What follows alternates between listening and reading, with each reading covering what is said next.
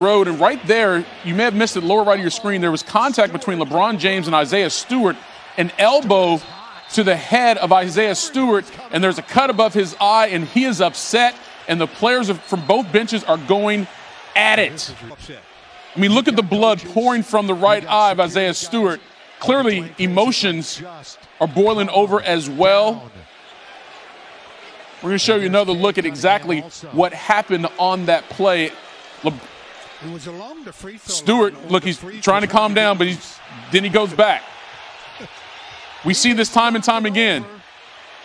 Upset, you can understand the emotions that Stewart may be feeling. He would eventually be escorted off the court with the towel. Clearly he's going to need some type of stitches there, and now he's going back, running maybe towards the Lakers locker room, not sure. But again, right there, LeBron. They were tangled up. LeBron gets ejected, just the second time in his career that he's ever been ejected from a game. And again, watch it right there.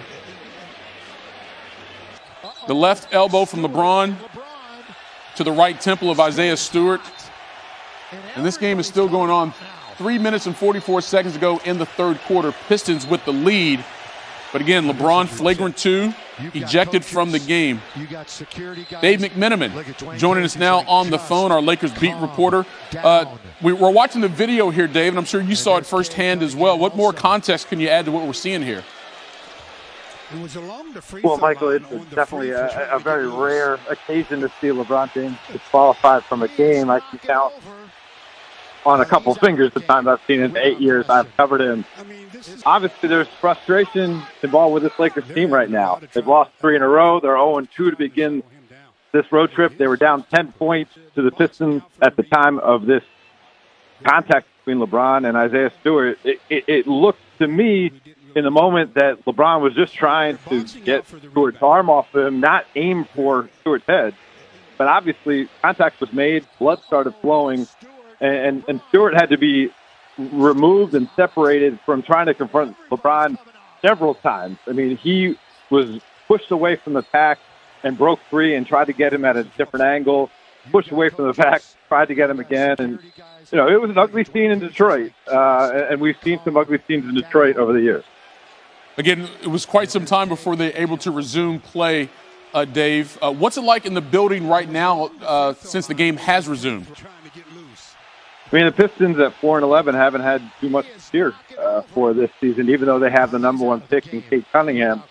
This crowd is going nuts. This crowd is enjoying seeing the guy in LeBron James who gave their team a whole lot of trouble over the years, had to go to the locker room early. And, you know, the Lakers team without LeBron on the court right now appears listless, appears to not have any sense of direction, and you know, the Lakers could certainly be looking at a 3-game losing streak to begin this 5-game road trip. Yeah, 3-game losing streak.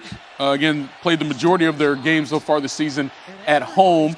Lost to Boston a couple nights ago, LeBron's first game after missing 8 games with that abdominal strain, and now, as Dave just mentioned, on the verge of losing 3 in a row. But again, the breaking news out of Detroit, LeBron James ejected from this game after flagrant 2 foul, an elbow to the temple of Isaiah Stewart. Clearly the blood on Stewart's face. You wonder if the league will also review this as well. Second time in LeBron's career he's been ejected from a game. Dave McMenamin is there in Detroit. He will have much more coming up later tonight on SportsCenter. LeBron James ejected from the game. Have stumbled a bit while LeBron has been out with an ab strain. Our Adrian Wojnarowski reports that there's growing optimism the King will return to the lineup Friday against the Celtics. Cue Stephen A., who yesterday had a hot take about LeBron's title chances once he returns. I think LeBron has won his last title. I think it's over. Okay, I'm glad 15 games into the season you feel that way. It's not LeBron's fault. I'm saying that's presently constructed with Anthony Davis, Russell Westbrook, completely healthy. LeBron completely healthy. Anthony Davis completely healthy. Russell Westbrook completely healthy. Still ain't beat the Warriors. And I believe this is the last championship LeBron James is going to win. Meaning it's over. There ain't no more championships coming.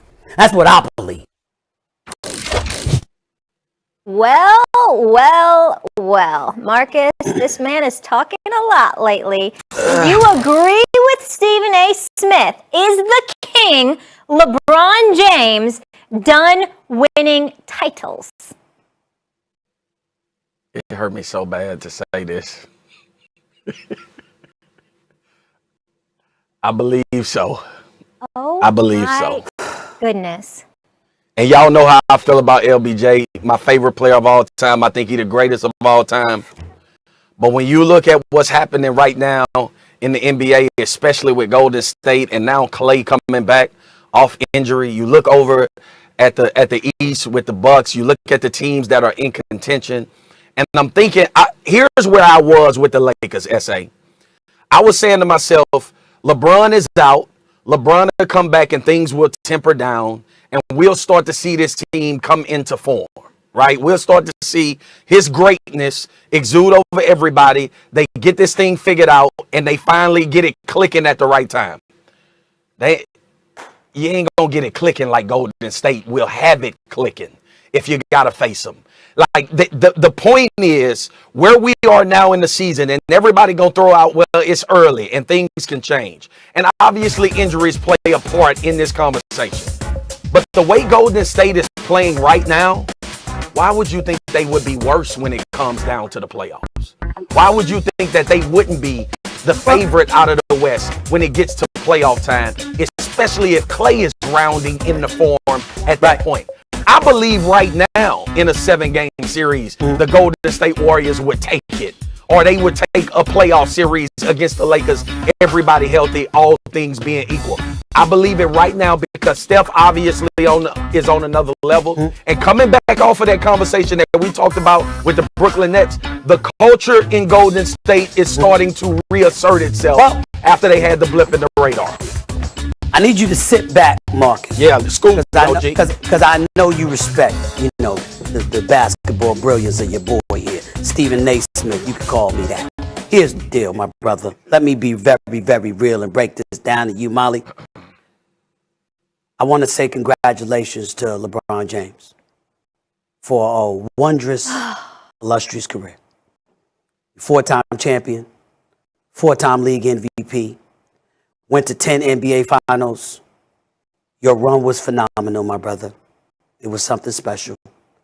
The game of basketball will be eternally grateful to you for all that you have done. When we look at the Mount Rushmore of basketball, we can make an argument between LeBron and Kareem Abdul-Jabbar. To me, if you want to go 2, 3, 3, 2, whatever. But I got LeBron James as number 2 in the history of basketball. Impeccable role model, what he has done for the game, the fact that he answers the call, the things that I just said about Kyrie, we've never had to say about LeBron James. He shows up. He knows he's the marquee. He answers the call. Boy, eulogy. Listen. Yeah, are you trying to retire LeBron? Are you trying to retire LeBron James right now? Because I got to go to break, and there's a lot's happening. Marcus Spears, Molly Q. That's exactly what I'm doing. I am eulogizing LeBron James. Because I'm telling you right now. You might need to get up. Here's the problem. No. You don't get up. This is serious. Because y'all are making the mistake that most basketball people are mistaken. I know LeBron James is great, Marcus, still. Yeah. It ain't him. It's what the hell I'm seeing. That's what from the Golden State Warriors. Yeah. They're not going away, Molly. They're not going away. We're 1 month into Time out, Molly. Stay with me. You just finished acknowledging Steph Curry. Have you seen him? Yeah.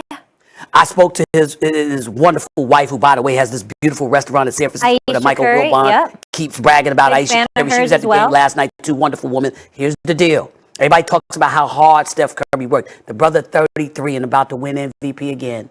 He had 9 3-pointers last night. The brother is lethal.